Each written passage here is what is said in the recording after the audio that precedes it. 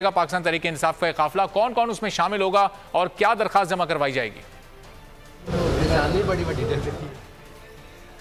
Chairman Tehreek-e Insaf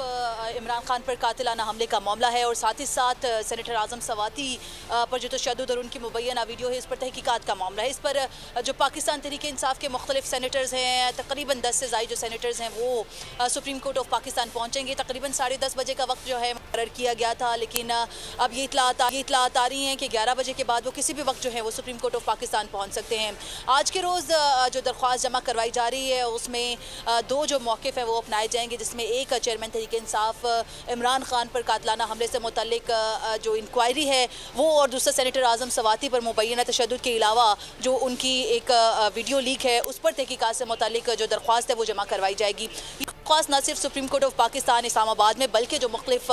शहर हैं जिनमें कराची और लाहौर रजिस्ट्री है सुप्रीम कोर्ट ऑफ पाकिस्तान की, इसमें भी जमा करवाई जाएगी। और मुख्तलिफ जो पाकिस्तान तहरीक इंसाफ के सेनेटर्स हैं जिसमें मुख्तलिफ जो अरकान हैं, आला कायदीन हैं, वो मुख्तलिफ शहरों का रुख करेंगे। इतलात के मुताबिक सुप्रीम कोर्ट ऑफ पाकिस्तान में तकरीबन 11:15 बजे के बाद पाकिस्तान तहरीक इंसाफ का जो एक वफ्द है मुख्तलिफ कायदीन का वो यहाँ पर पहुँचेगा। और इसके अलावा अगर आपको बताएं कि जो पहले दरख्वास्त जमा करवाई गई है आजम सवाती जो कि सेनेटर है उनकी तरफ से, तो उस पर जो HR सेल है सुप्रीम कोर्ट ऑफ पाकिस्तान का, इस पर पहले ही जो समाअत है या तहकीकात का जो सिलसिला है वो शुरू हो चुका है। जी ठीक है नीलम, कुछ ही देर में आप बता रही हैं यहाँ पर पाकिस्तान तहरीक